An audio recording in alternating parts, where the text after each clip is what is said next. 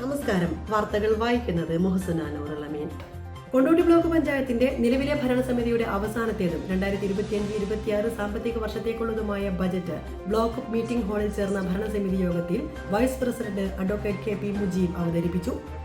യോഗത്തിൽ president Shrimati K Bindu ആമുഖ പ്രസംഗം നടത്തി. Standing committee chairman Shri Abdul Shukoor, മുൻ vice president Shri A K Abdul Rahman, member Shrimati Vimala Parakkandathil, Aboobacker എന്നിവർ ആശംസകൾ നേർന്നുകൊണ്ട് സംസാരിച്ചു.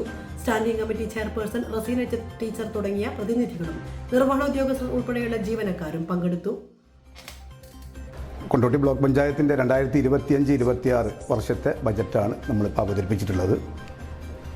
ഏറ്റവും പ്രധാനമായി ഈ ഭരണസമിതിയുടെ അവസാനത്തെ ബജറ്റ് കൂടിയാണ് ഈ ബജറ്റ്.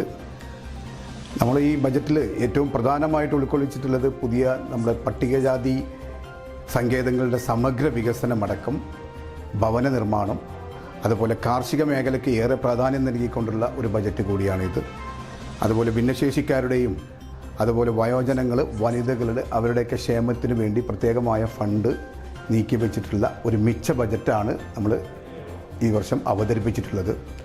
ഏറ്റവും പ്രധാന നൂതന പദ്ധതി എന്ന് പറയുമ്പോൾ നമ്മൾ കാർബൺ ന്യൂട്രൽ പദ്ധതി അത് വിപുലീകരിച്ചെടുക്കുന്നതിന് വേണ്ടി നല്ലൊരു ഫണ്ട് നമ്മൾ നീക്കി വെച്ചിട്ടുണ്ട്. പ്രധാനമായും നമ്മളതിൽ ഊന്നി പ്രവർത്തനങ്ങൾ ആരംഭിക്കുകയും കഴിഞ്ഞിട്ടുണ്ട്. അതിൻ്റെ പ്രാഥമിക ഘട്ടവും അതിൻ്റെ മറ്റുള്ള കാര്യങ്ങളൊക്കെ നീക്കി കഴിഞ്ഞിട്ടുണ്ട്. ഏകദേശം 57,50,40,280 രൂപ ചെലവ് ഉള്ള ഒരു ബജറ്റാണ് നമ്മൾ അവതരിപ്പിച്ചിട്ടുള്ളത്. 58,14,92,203 രൂപ വരവും ഉള്ള ഒരു ബജറ്റാണ് അവതരിപ്പിച്ചത്.